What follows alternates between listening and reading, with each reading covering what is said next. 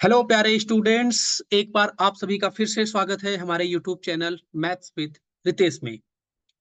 प्यारे स्टूडेंट्स, हमने last classes में डिस्कस किया था लॉगरिदम के बारे में, जहां हमने लॉगरिदम को 3 लेक्चर में डिवाइड करके उसको कंप्लीटली अच्छे से सीखा था। बहुत सारे न्यूमेरिकल्स भी किए थे, जेई मेंस और एडवांस के। आज मैं आप लोग के सामने फिर से आया हूं एक नया टॉपिक लेके, जिसका नाम है रिलेशंस। रिलेशंस जो है एक बहुत इंपॉर्टेंट टॉपिक है, जो कि हमारा सेट्स के बाद पढ़ा जाता है। तो इसको हम डिस्कस करेंगे अच्छे से आज। कंप्लीट जो हमारा सिलेबस है रिलेशन का, उसको हम डिस्कस करने वाले हैं इस लेक्चर में। तो आप सभी इस वीडियो को अच्छे से देखें और लाइक करें, सब्सक्राइब करें चैनल को। और हाँ, सबसे इंपॉर्टेंट कि इस वीडियो को शेयर करें, जिससे जिसको भी जरूरत है कुछ अच्छे कॉन्सेप्ट सीखने की, वो सीख पाए। चलिए तो स्टार्ट करते हैं।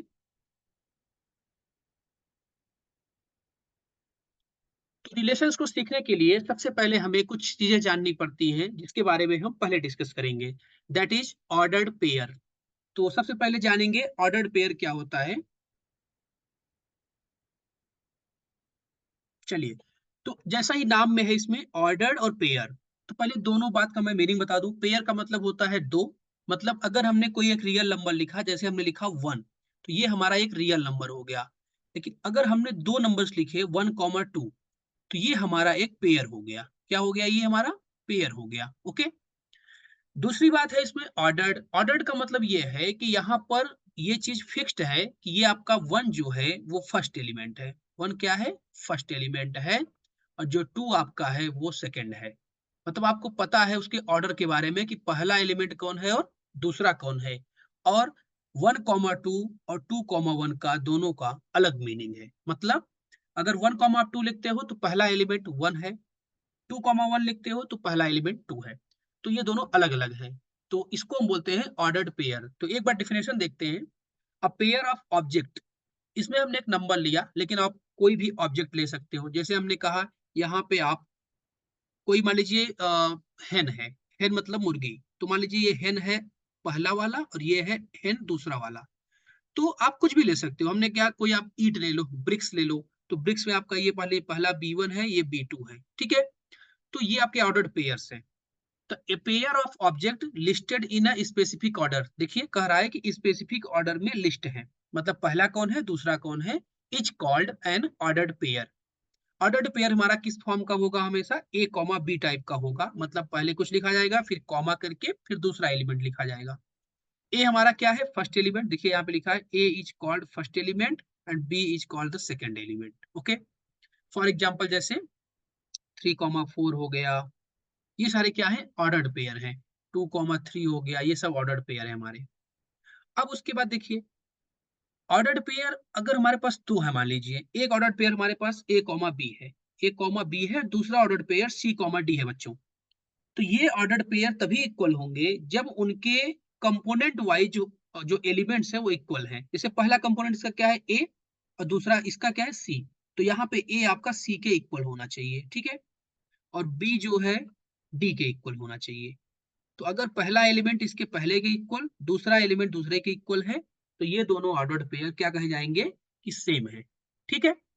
तो ये आपका होता है ऑर्डर्ड पेयर। ऑर्डर्ड पेयर के बाद हम लोग डिफाइन करते हैं कार्टेशियन प्रोडक्ट। कार्टेशियन प्रोडक्ट क्या होता है? Set of all the ordered pair. चलिए इसको जानने से पहले मैं आपको बता दूं। जैसे मान लीजिए आपके पास एक सेट है ए, जिसमें एलिमेंट है 1 और 2। ठीक है। और आपके पास एक सेट है बी, जिसमें एलिमेंट है X, Y। तो अगर मैं आपसे बोलूं कि आप जो है ऑर्डर पेयर लिखिए, तो आप, अगर हमें A to B लिखना है ordered pair, A to B का मतलब क्या हुआ? पहले ए का एलिमेंट लिखेंगे फिर बी का। तो अगर मैं पहले यहाँ से 1 को सिलेक्ट करूं और यहाँ से X को, तो ये आपका एक ऑर्डर्ड पेयर हो गया। उसके बाद हम 1 के साथ Y को ले सकते हैं, फिर हम 2 के साथ X को ले सकते हैं, और 2 के साथ Y को ले सकते हैं। तो आप देख सकते हैं कि ये जो पूरा 4 बना, इसके बाद कोई पांचवा ऑर्डर्ड पेयर यहाँ पे नहीं बनेगा। ठीक है। उसी तरीके से अगर हम B to A की बात करें, तो B to A की बात करें हम, तो यहां से देखिए पहला एलिमेंट B का हो जाएगा X, 1, X, 2, Y, 1 and Y, 2। तो 4 यहाँ पर भी हमने लिख दिया। तो एक बात तो क्लियर है, ए से बी में जितने ऑर्डर्ड पेयर होंगे उतने ही बी से ए में होंगे, लेकिन ये है कि दोनों डिफरेंट होंगे। तो हमारा जो कार्टेशियन प्रोडक्ट है बच्चों, वो क्या बताता है कि आपको सारे ऑर्डर्ड पेयर लिखने हैं। ए क्रॉस बी का मतलब है सारे ऑर्डर्ड पेयर लिखिए जिसमें पहला एलिमेंट आपका ए से होना चाहिए, देखिए सेट ए से, और दूसरा एलिमेंट सेट बी से होना चाहिए। तो जितने ऐसे ऑर्डर्ड पेयर बनेंगे उसको हम बोलेंगे ए क्रॉस बी। उसके बाद जो हमने यहाँ पे निकाला, ये क्या हमारा हो गया, ए क्रॉस बी हो गया, क्योंकि इसमें हमने सारे ऑर्डर्ड पेयर लिख दिए। और ये हमारा क्या हो गया, बी क्रॉस ए हो गया। तो आप देख सकते हैं कि ए क्रॉस बी और बी क्रॉस ए हमने दोनों ने फाइंड कर लिया। और कैसे फाइंड किया, set of all the order pairs को लिख करके।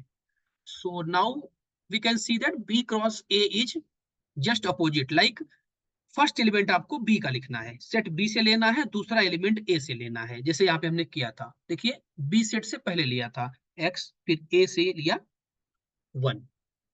तो इस तरीके से आप ए क्रॉस बी और बी क्रॉस से डिफाइन कर सकते हैं।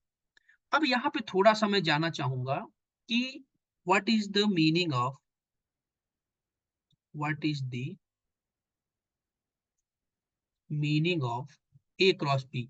हम ए क्रॉस बी को बच्चों क्यों पढ़ रहे हैं, बड़ी क्वेश्चन वाली बात है ये।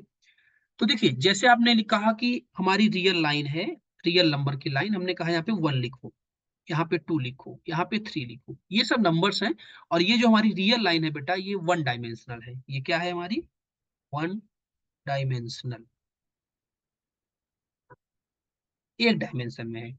लेकिन जब आप ऑर्डर्ड पेयर लिखते हो, तो आप ऑर्डर्ड पेयर जैसे हमने कहा 1,2, तो 1,2 को आप अब यहाँ लाइन पे नहीं लिख सकते। Now you have to write it on a plane. यहाँ पे क्या लिखना पड़ेगा, प्लेन में। तो अगर हम x1 है और y आपका 2 है, तो ये पॉइंट क्या हो जाएगा, 1,2। आप देख सकते हैं कि एक डायमेंशन से हम कहाँ पहुंच गए, 2 डायमेंशन में। मतलब ए एक सेट है जिसमें एलिमेंट है 1 2, तो ये एक 1 डायमेंशनल है, क्योंकि 1 भी आप नंबर लाइन पे लिख सकते हैं आराम से, 2 भी। उसी तरीके से ये भी 1 डायमेंशनल है। और जब हमने ए क्रॉस बी किया बेटा, तो वो क्या बन गया, 2 डायमेंशनल। तो इसका मतलब है कि ए क्रॉस बी कुछ नहीं करता बल्कि डायमेंशन को इंक्रीज करता है। मान लीजिए आपके पास एक सेट है जिसमें 2 डायमेंशन वाले एलिमेंट हैं, और एक सेट है बी जिसमें 3 डायमेंशन वाले एलिमेंट हैं। तो अगर दोनों का आप क्रॉस प्रोडक्ट करोगे, तो 2 + 3 5 डायमेंशन का एलिमेंट आपको मिलेगा। ठीक है, चलिए। तो ये हमारा होता है कार्टेशियन प्रोडक्ट। जैसे मान लीजिए अगर हमने कहा कि 1,2 कोई एलिमेंट है एक सेट ए में, ठीक है, ये मान लीजिए आपका ए है, और बी को हमने बेटा सिंपल सा एक ले लिया 3।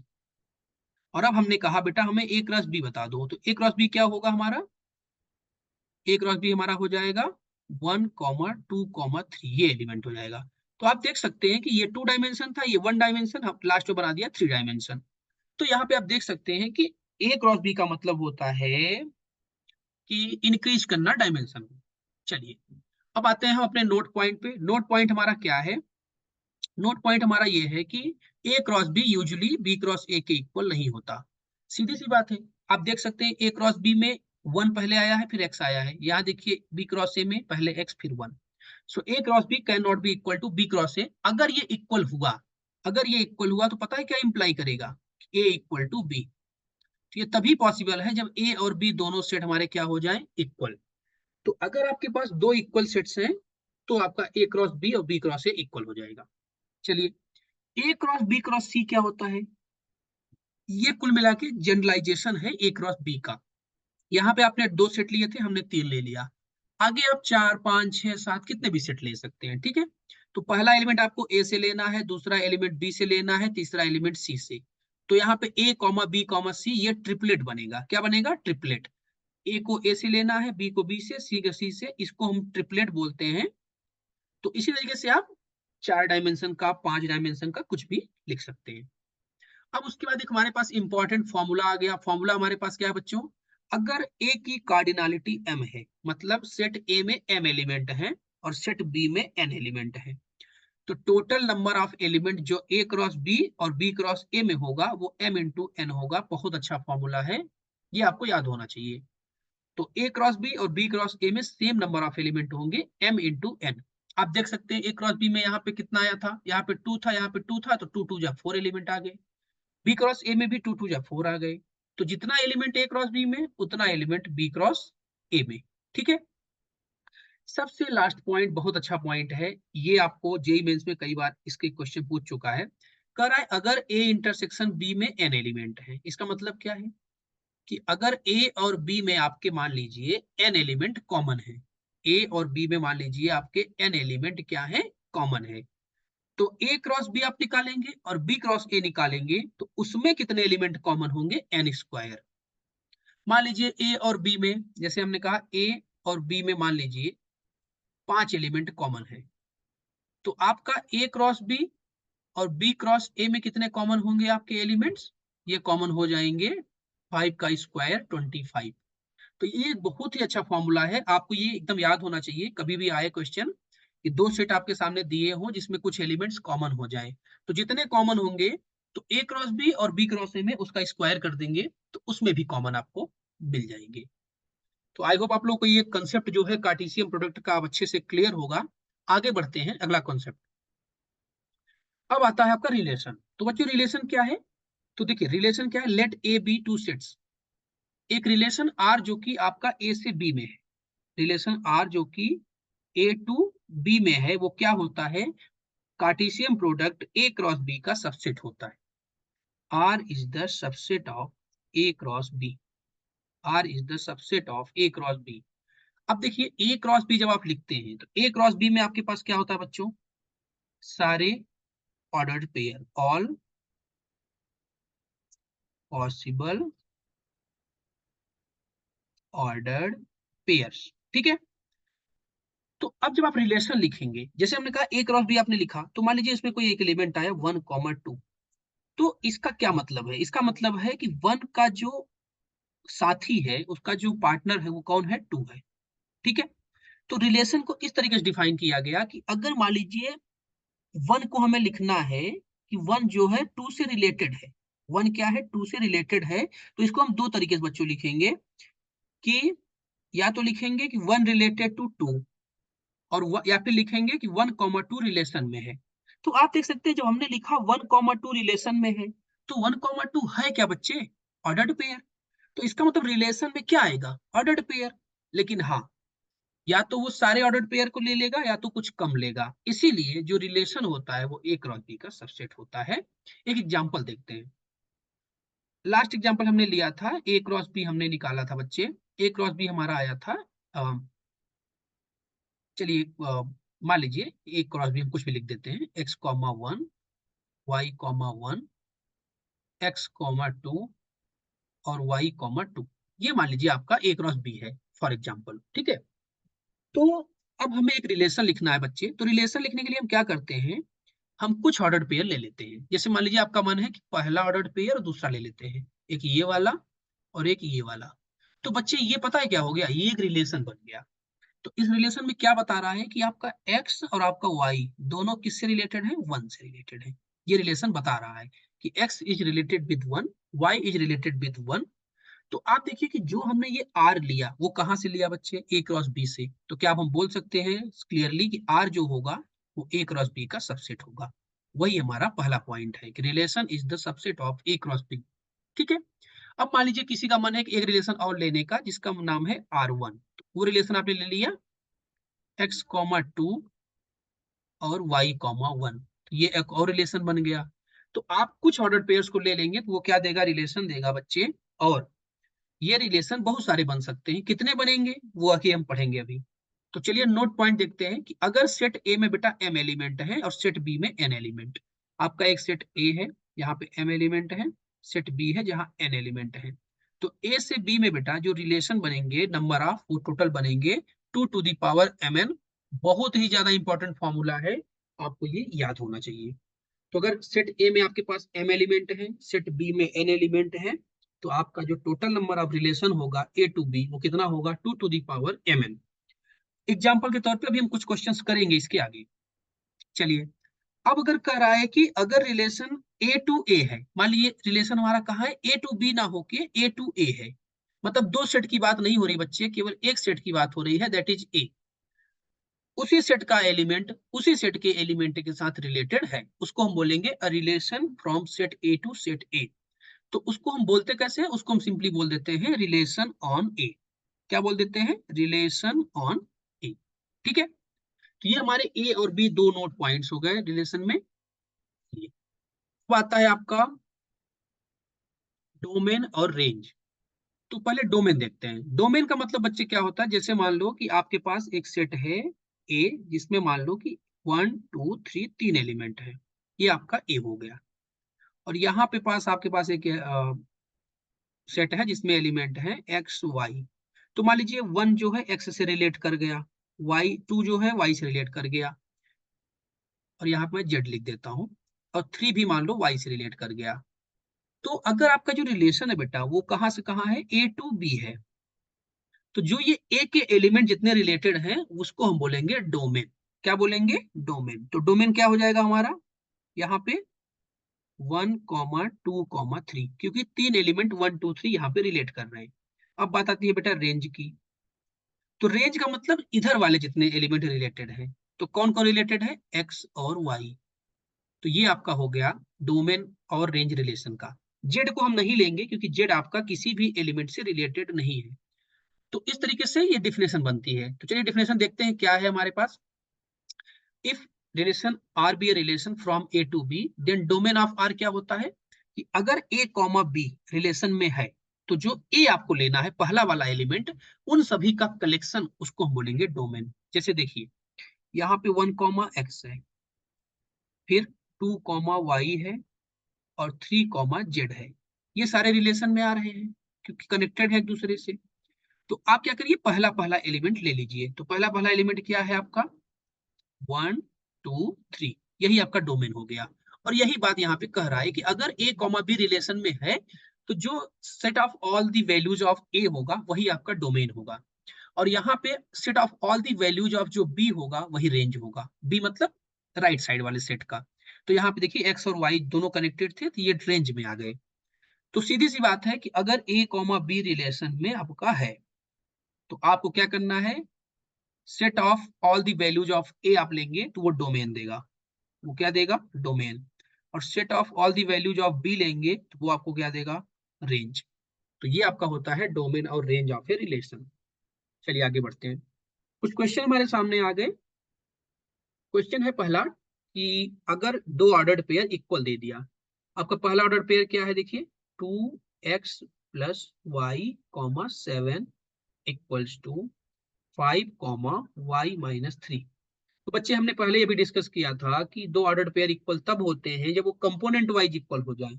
मतलब पहला वाला पहले के इक्वल बेटा हो जाए, ये हो जाएगा 5, और दूसरा वाला दूसरे के इक्वल हो जाए, ये हो गया 7। ठीक है, तो इन दोनों को सॉल्व करके हमें क्या निकालना है, एक्स और वाई की वैल्यू निकालनी है। तो कोई बात नहीं, आराम से निकल जाएगा।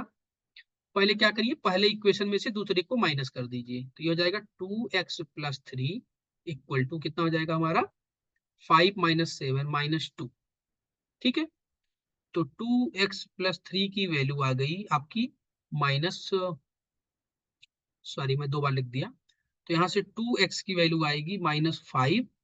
This will imply x equals to कितना हो जाएगा हमारा, -5/2। x की वैल्यू आपकी -5/2 आ गई। ठीक है, और अब हमें y की वैल्यू निकालनी है। तो x की वैल्यू हम क्या करते हैं, यहाँ पुट कर देते हैं।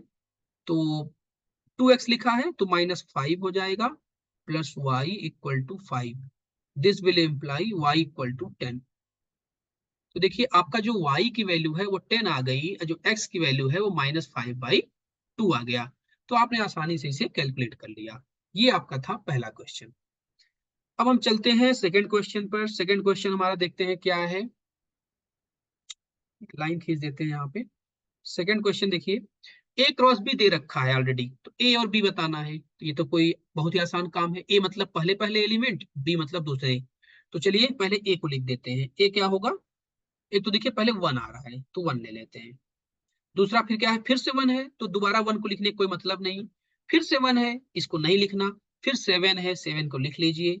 और उसके बाद फिर 7 के बाद कुछ नहीं है, तो ये आपका ए हो गया। उसी तरीके से आपको बी लिखना है। तो बी मतलब दूसरा दूसरा एलिमेंट, 2 है, 3 है, 6 है। उसके बाद फिर से 2 है, 3 है, 6 है। तो सीधे से आप 2 3 6 लिख लीजिए। यही आपके ए और बी हो जाएंगे। ओके, इस स्लाइड का लास्ट क्वेश्चन क्या है, तीसरा, ए हमारे पास है एक सेट जिसमें एलिमेंट्स है एक्स वाई जेड, और बी हमारे पास है जिसमें एलिमेंट है 1, 2।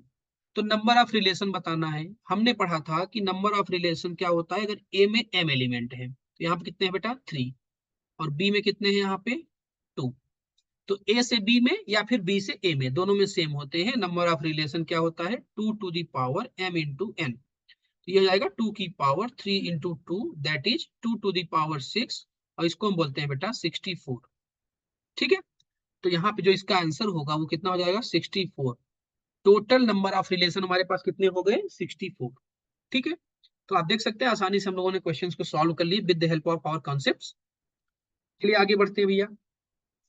अगला टॉपिक है इनवर्स ऑफ ए रिलेशन। किसी रिलेशन का इनवर्स क्या होता है?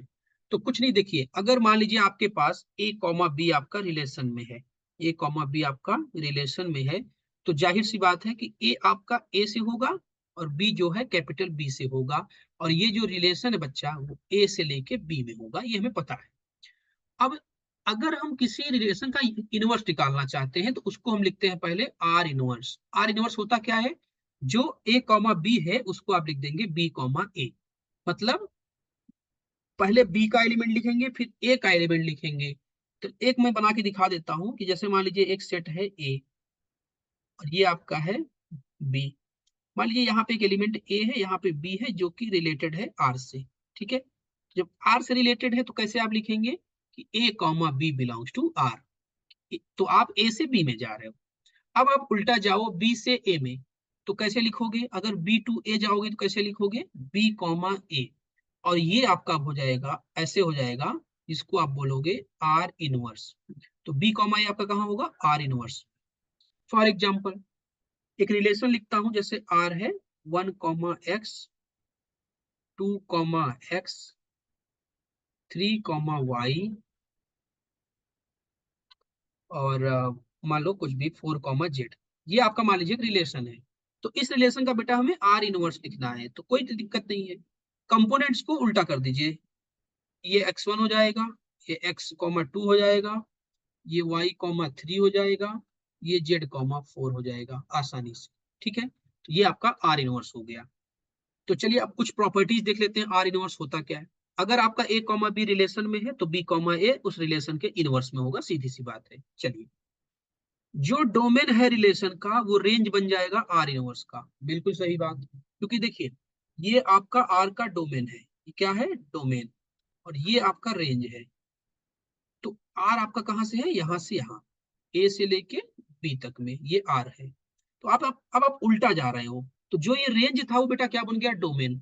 तो रेंज जो होगा आर का वो किसका डोमेन बनेगा आर इनवर्स का, और जो डोमेन है आर का वो किसका रेंज बनेगा आर इनवर्स का। ये बहुत सिंपल सी बात है, आप देख सकते हैं आर का डोमेन क्या है 1, 2, 3, 4। अब आर इनवर्स का रेंज देखिए 1, 2, 3, 4, तो जो इसका डोमेन वही इसका रेंज आर इनवर्स का। उसी तरीके से रेंज आपका डोमेन बन जाएगा और डोमेन रेंज बन जाएगा। चलिए एक क्वेश्चन यहाँ पे लिखा हुआ है, इस क्वेश्चन को हम सॉल्व कर लेते हैं। थोड़ा सा पहले इसको इरेज करते हैं।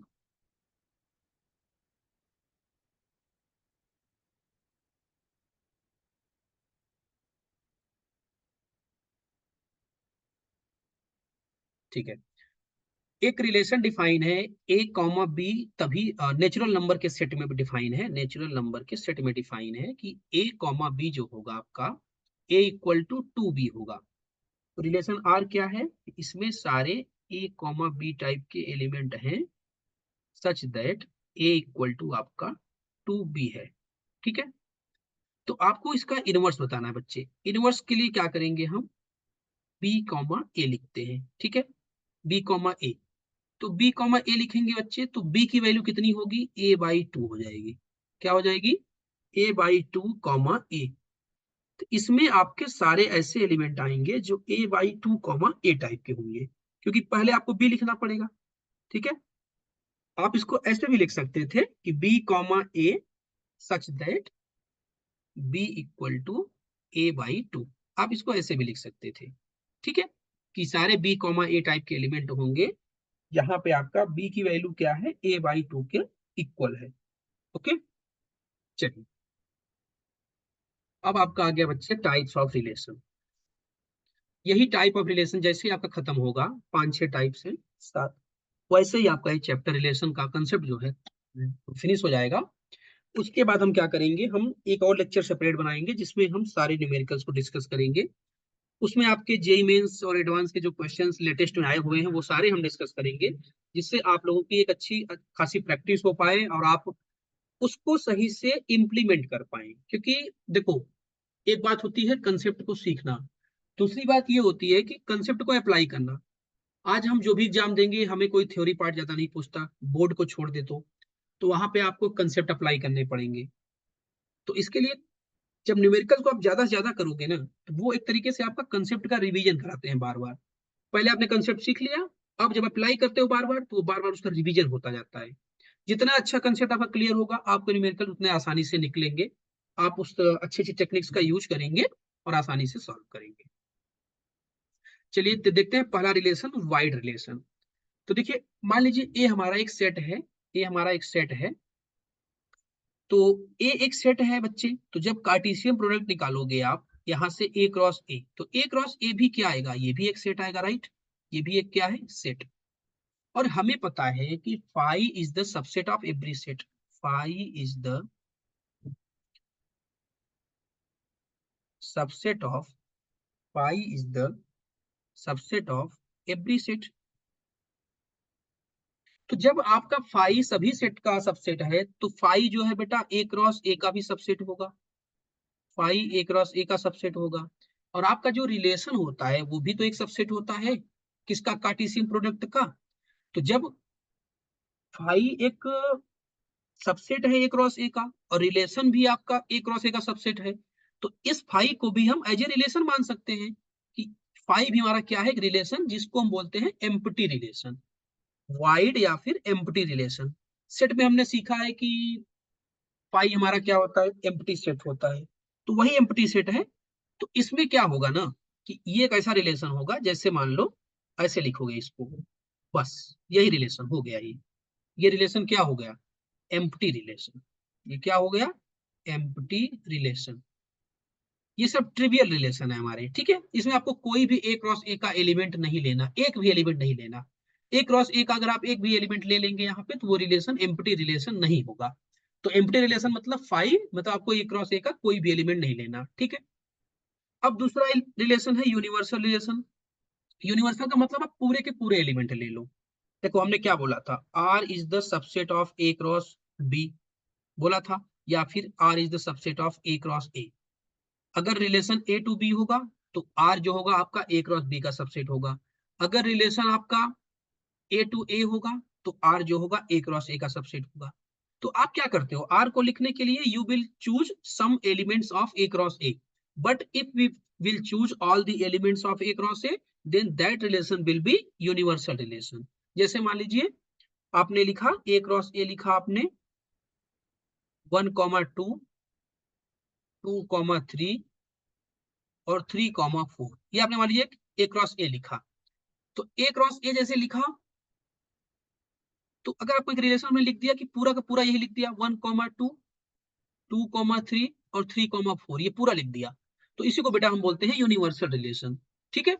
सो इसे हम बोलते हैं यूनिवर्सल रिलेशन। चलिए अगला है आइडेंटिटी रिलेशन। आइडेंटिटी का मतलब क्या होता है, आपको एक ऐसा रिलेशन लिखना है जिसमें सारे ए कॉमा ए टाइप के एलिमेंट आ जाएं।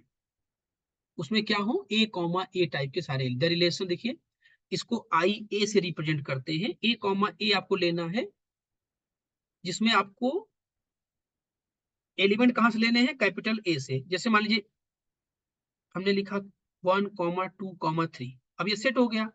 तो इस पे आइडेंटिटी रिलेशन आपका क्या हो जाएगा बेटा, 1,1, 2,2 और 3,3। मतलब बेटा 1 का रिलेशन 1 से है, 2 का रिलेशन 2 से है, 3 का रिलेशन 3 से है। जब खुद का रिलेशन ऐसे खुद से होगा सारे एलिमेंट के लिए, तो इसको हम क्या बोलेंगे, आइडेंटिटी रिलेशन। यहाँ पे आपको याद रखना है बेटा कि सारे एलिमेंट के लिए होना चाहिए, एक भी एलिमेंट ए का छूटना नहीं चाहिए, सारे एलिमेंट आपको यहाँ पे लिखने हैं, ठीक है। चलिए आगे चलते हैं। रिफ्लेक्सिव रिलेशन आ गया, रिफ्लेक्सिव रिलेशन पढ़ते हैं। ये अभी अब तक हमने जो 3 रिलेशन पढ़े वो एक तरीके से ट्रिवियल रिलेशन से बहुत ज्यादा उतने इंपॉर्टेंट होते नहीं, अब जो पढ़ेंगे वो बहुत इंपॉर्टेंट है। तो रिफ्लेक्सिव का मतलब देखिए क्या होता है कि अगर आपके पास सेट में कोई कई सारे एलिमेंट हैं, तो रिफ्लेक्सिव का मतलब होता है कि आपके पास जो एलिमेंट्स हैं वो खुद से रिलेट करने चाहिए। जैसे हमने कहा कि अगर हमारे पास एक सेट है, कलर चेंज कर लेता हूँ, एक सेट है आपके पास 1 2 3, तो रिफ्लेक्सिव का मतलब ये है कि एक रिलेशन मान लीजिए आर है, ये रिलेशन आपका रिफ्लेक्सिव तब होगा जब 1 से रिलेट करे, 2 से रिलेट करे और 3 से रिलेट करे। ठीक है, इसके बाद रिलेशन में कुछ एलिमेंट और आ सकते हैं, उससे मतलब हमें नहीं है, लेकिन हमारा मतलब ये है कि if we have elements like 1 2 3, then and relation R will be a reflexive relation if and only if a comma a belongs to relation for all a belongs to a। ये यहाँ पे लिखा हुआ है, a relation R on a set A is said to be reflexive if every element of A is related to itself। ये line बहुत important है कि जब आपका एलिमेंट जो है बेटा खुद से, सभी एलिमेंट खुद से रिलेट करें, ए इज रिलेटेड टू इटसेल्फ, तभी ये रिफ्लेक्सिव होगा। और जब इसको आप मैथमेटिक्स में लिखोगे, कैसे लिखोगे कि सारे ए कॉमा ए यहाँ पे मौजूद होने चाहिए आर में, सभी ए के एलिमेंट के लिए। ठीक है, उसके अलावा कुछ और आप एलिमेंट ले सकते हो, उससे हमें मतलब नहीं है, लेकिन ए कॉमा ए जरूर होना चाहिए। Every element should relate to itself. ठीक है, अब आइडेंटिटी रिलेशन की हम कुछ कहानियां पढ़ लेते हैं, कुछ इसके कंसेप्ट पढ़ लेते हैं, प्रॉपर्टीज देख लेते हैं बच्चे। तो चलिए, प्रॉपर्टीज क्या है? Identity relation on a non empty set is always reflexive. Always reflexive मतलब अगर आप आइडेंटिटी रिलेशन लिखते हो, आइडेंटिटी में क्या लिखना था आपको? यहाँ पे बच्चों को बहुत बड़ी कंफ्यूजन होती है कि आइडेंटिटी और रिफ्लेक्सिव में सर क्या डिफरेंस है। तो आइडेंटिटी मतलब बेटा आपको केवल और केवल ए कॉमा ए टाइप का ही लिखना है, उसके अलावा आप कुछ भी नहीं लिख सकते। मतलब अगर मान लीजिए हम एक एग्जांपल लें, तो जैसे यहाँ पे देखिए, अगर केवल हम इतना लिख दें, एक ऑन कामा 1 2 कामा 2 3 कामा 3, तो ये रिलेशन आपका हो गया आइडेंटिटी। ये क्या हो गया? आइडेंटिटी। और ये आइडेंटिटी है तो आप देख सकते हैं रिफ्लेक्सिव भी है। तो अगर यहाँ पे हम लेकिन अगर ऐड कर दे, मान लो 1 2 3 2 ऐड कर दे, दो एलिमेंट और ऐड कर दे, तो बेटा ये आपका अब आइडेंटिटी रिलेशन नहीं है, लेकिन रिफ्लेक्सिव रिलेशन है। ये डिफरेंस होता है। मतलब कि आइडेंटिटी अगर होगा तो वो रिफ्लेक्सिव हो जाएगा, क्योंकि उसमें सारे ए कॉमा ए टाइप के एलिमेंट हो जाएंगे। लेकिन रिफ्लेक्सिव होगा तो जरूरी नहीं आइडेंटिटी हो। उसका रीजन ये है कि रिफ्लेक्सिव में ए कॉमा ए के अलावा भी बहुत सारे एलिमेंट आ सकते हैं, ए कॉमा बी टाइप के भी, जो कि आइडेंटिटी में नहीं होते। इसीलिए जो रिलेशन आपका रिफ्लेक्सिव होगा वो जरूरी नहीं है कि आइडेंटिटी हो, लेकिन आइडेंटिटी होगा तो उसमें सारे ए कॉमा ए आएंगे, और वही रिफ्लेक्सिव को चाहिए होता है तो रिफ्लेक्सिव हो जाएगा। ठीक है, चलिए अगला है कि the universal relation on non empty set is always reflexive. बिल्कुल सही बात। यूनिवर्सल रिलेशन में क्या करोगे आप? सारे ऑर्डर्ड पेयर लिख दोगे। जब सारे ऑर्डर्ड पेयर लिख दोगे तो उसमें ऐसे भी एलिमेंट सारे आ जाएंगे, 1 2 2 3 सब आ जाएंगे। तो जब सारे आ जाएंगे तो ये जो है आपका क्या हो जाएगा? रिफ्लेक्सिव, क्योंकि हमने सारे पॉसिबल ऑर्डर्ड पेयर लिख दिए यूनिवर्सल रिलेशन के लिए। तो सारे लिख दोगे तो ऑब्वियसली है कि सभी एलिमेंट खुद से भी रिलेट करेंगे। ठीक है, अब सबसे इंपॉर्टेंट बेटा जो कि लास्ट इसमें पॉइंट है, कि अगर किसी सेट में मान लीजिए आपके पास n एलिमेंट है, आपके पास सेट में कितने एलिमेंट हैं? n। तो आपके जो a से a में नंबर ऑफ रिफ्लेक्सिव रिलेशन, मतलब a से a में आप कितने बेटा रिफ्लेक्सिव रिलेशन बना सकते हो, वो कितने होंगे? 2 की power n square minus n। ये फॉर्मूला आपके दिमाग में हमेशा होना चाहिए कि अगर आपके पास सेट में, मान लीजिए मैं एक एग्जांपल लेके कर देता हूं, कि मान लीजिए यहीं पे देख लेता हूं, यहाँ पे कितने एलिमेंट हैं? 3 एलिमेंट है आपके पास। तो नंबर ऑफ रिफ्लेक्सिव रिलेशन बेटा कितने बनेंगे? 2 की power 3 square minus 3, that is 2 की पावर 6। 3 का स्क्वायर 9, 9 माइनस 3 6, ये आ गया 64। तो बेटा अगर किसी सेट में 3 एलिमेंट हैं तो टोटल नंबर ऑफ रिलेशन आप कितने बना सकते हो? 64। तो ये फॉर्मूला आपके दिमाग में हमेशा होना चाहिए। चलिए आगे बढ़ते हैं। सिमेट्रिक रिलेशन बता देता हूँ। सिमेट्रिक रिलेशन क्या है बच्चों? एक रिलेशन आर है जो कि एक सेट पे है। तो सिमेट्रिक का मतलब ये है कि अगर आपका ए बी से रिलेटेड है, ए आपका बी से रिलेटेड है, जिसको आप दो तरीके से लिख सकते हो, या ए कॉमा बी रिलेशन में ऐसे लिखो, या तो लिखो ए रिलेटेड टू बी है। तो अगर इसमें पहला लाइन है कि इफ, देखिए इफ लिखा है, अगर आपका ए कॉमा बी आर में है तो बेटा आपके पास बी कॉमा ए भी आर में होना चाहिए, तभी वो रिलेशन क्या कहा जाएगा? सिमेट्रिक। तो अगर आपके पास ए कॉमा बी है तो you should have B comma A. जैसे मान लीजिए अगर मैं एक रिलेशन लिखूं 1,1, 2,2, 3,3 और यहाँ पे लास्ट में लिख दूं 1,2। तो अब देखिए ये रिलेशन आपका, अगर मैं रिफ्लेक्सिव की बात करूं तो रिफ्लेक्सिव है, क्योंकि सेट हमारा जो है वो क्या था 1, 2, 3। सेट हमारा क्या था 1, 2, 3। तो सारे एलिमेंट खुद से रिलेट कर रहे हैं, आप देख सकते हैं 1,1, 2,2, 3,3। अब बात आती है कि 1 से 2 से रिलेट कर रहा है, यहाँ पे दिख रहा है साफ साफ। तो क्या ये रिलेशन सिमेट्रिक है? तो अभी नहीं है, क्योंकि बच्चे अगर 1,2 है तो 2,1 से भी हो सकते हैं। ये बेटा वही रिलेशन है टिट फॉर टैट वाला। अगर तुम मुझे मारोगे तो मैं तुम्हें मारूंगा, वो वाला है कि 1,2 है तो 2,1 होना पड़ेगा। 1 का रिलेशन 2 से है तो 2 का रिलेशन 1 से होना जरूरी है। ठीक है। तो जितने भी आपको ए कॉमा बी टाइप के मिलेंगे तो उसके लिए आपके पास बी कॉमा ए टाइप के भी होने चाहिए। चलिए पहले देखते हैं। पहला पॉइंट आइडेंटिटी और यूनिवर्सल रिलेशन। यूनिवर्सल भाई लिखोगे तो सारे पेयर लिख दोगे, सारे पेयर लिख दोगे तो ए कॉमा बी और बी कॉमा ए दोनों उसमें आएंगे। तो इसीलिए वो हमेशा क्या हो जाएगा आपका सिमेट्रिक हो जाएगा। ठीक है। अब देखते हैं आइडेंटिटी रिलेशन। आइडेंटिटी में क्या होगा आपका, सारे ए कॉमा ए टाइप के एलिमेंट होंगे। तो ए कॉमा ए टाइप के एलिमेंट होंगे भाई, तो उसमें ए कॉमा बी देखना ही नहीं है, क्योंकि अगर 1,1 है तो उसका उल्टा क्या होगा 1,1 फिर से वो तो होगा ही। तो अगर आइडेंटिटी लिखा है तो उसमें तो कोई बात ही नहीं है, वो सिमेट्रिक है। जैसे मान लो 3,3 लिखा है, तो अब 3,3 में क्या उल्टा करोगे आप, वो फिर से 3,3 आएगा। तो ऑलरेडी वो क्या हो जाएगा हमारा सिमेट्रिक। अब आ गया reflexive relation on a set is not necessarily symmetric. बिल्कुल अच्छी बात है, करा रिफ्लेक्सिव हो तो जरूरी नहीं सिमेट्रिक हो। तो चलिए इसको यहाँ पे हटा दें तो देख लीजिए एग्जाम्पल 1,1, 2,2, 3,3 है बेटा, तो आराम से ये क्या हो गया रिफ्लेक्सिव। लेकिन 1,2 भी इसमें है, लेकिन यहाँ पे 2,1 इसका जोड़ीदार नहीं है, इसीलिए ये सिमेट्रिक नहीं है। तो ये काफी अच्छा रिजल्ट है कि अगर रिफ्लेक्सिव है तो इसका मतलब ये नहीं कि वो सिमेट्रिक भी हो जाएगा। अब आगे चलते हैं।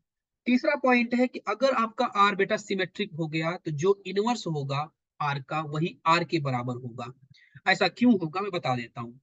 आर में देखिए आपके सारे एलिमेंट क्या होंगे ए कॉमा बी टाइप के, और आर इनवर्स में क्या होंगे बी कॉमा ए टाइप के। लेकिन इसने कहा कि अगर आर सिमेट्रिक है, तो अगर आर सिमेट्रिक है बेटा तो ए कॉमा बी है तो वहां पे बी कॉमा ए भी होगा। तो आप खुद सोचो ना, ए कॉमा बी भी आपके पास है, बी कॉमा ए भी है, तो जब आप उसका इनवर्स निकालोगे क्या कोई फर्क पड़ेगा? नहीं। क्यों? देखो मान लो आर एक आपने रिलेशन लिख दिया 1, 1, 2, 2, 3, 3, 1,2, 2,1, 2,3, 3,2। अब ये आपका बेटा आर जो लिखा है सामने आपके ये सिमेट्रिक रिलेशन है, क्योंकि जहां पर भी ए कॉमा बी दिखेगा उसका उल्टा बी कॉमा ए भी यहाँ पर है। तो इसका इनवर्स ले लेते हैं। इसका इनवर्स क्या हो जाएगा बताइए, 1,1 तो 1,1 ही रहेगा, क्या ही चेंज होगा वो। 2,2, 2,2 होगा, 3,3 भी 3,3, 1,2, 2,1 बन जाएगा, 2,1, 1,2 बन जाएगा, 2,3, 3,2 बन जाएगा, और 3,2, 2,3। आप देख लीजिए फिर से वही सेम आ गया। तो भाई जब ए कॉमा बी और बी कॉमा ए दोनों टाइप के एलिमेंट वहां पे प्रेजेंट हैं तो इनवर्स निकालो चाहे मत निकालो दोनों सेम ही आएंगे। तो ये आपकी बहुत अच्छी प्रॉपर्टी है कि R equal to R inverse, अगर आपका आर सिमेट्रिक है। ठीक है। एक लास्ट रिजल्ट जो कि फिर से हम देखेंगे कि अगर एक सेट में बेटा एन एलिमेंट है तो नंबर ऑफ सिमेट्रिक रिलेशन कितने बनेंगे, दैट इज 2 की पावर एन एन प्लस 1/2। ये फॉर्मूला आपको एकदम अच्छे से याद होना चाहिए। ठीक है। फॉर्मूला क्या कहता है कि अगर सेट ए में आपके पास मान लीजिए एन एलिमेंट है तो उस सेट पे आप कितने सिमेट्रिक रिलेशन बना सकते हैं, 2 की पावर एन एन प्लस 1/2। देख लेते हैं। मान लीजिए ए में आपके पास बेटा 5 एलिमेंट है, कितने 5। तो नंबर ऑफ सिमेट्रिक रिलेशन कितने यहां से निकलेंगे 2 की पावर 5, 5 प्लस 1/2। तो ये हो जाएगा आपका 2 की पावर 5 इंटू 3। तो ये आपको हो जाएगा बेटा 2 की पावर 15। बहुत सारे रिलेशन आप बना सकते हो जो कि सिमेट्रिक होंगे उस सेट में। तो नंबर ऑफ जो सिमेट्रिक रिलेशन होंगे वो 2 की पावर 15 हो जाएंगे। ठीक है। चलिए अब यहां से आपका एंटी सिमेट्रिक रिलेशन, उसके बाद ट्रांजिटिव रिलेशन दो बच रहे हैं, इसको हम लोग अगले लेक्चर में डिस्कस करेंगे, लेक्चर 2 में। तो वहां हम क्या डिस्कस करेंगे, एक तो एंटीसिमेट्रिक, उसके बाद ट्रांजिटिव, उसके बाद इक्विवेलेंस रिलेशन, फिर इक्विवेलेंस क्लास क्या होता है। मैं चाहता तो इसी लेक्चर में डन कर देता, लेकिन लेंदी हो जाएगा लेक्चर, इसीलिए हम चाहते हैं कि ये सब टॉपिक भी हमें डिस्कस करने हैं कि नंबर ऑफ इक्विवेलेंस रिलेशन कितने होते हैं, उसको हम वहां पे डिस्कस करेंगे। ठीक है, उसके बाद कुछ क्वेश्चन सॉल्व करेंगे और कंपोजिट ऑफ। तो अगले लेक्चर में हम कुछ और कॉन्सेप्ट सीखेंगे। आज के लेक्चर में यहीं तक के लिए, थैंक यू सो मच।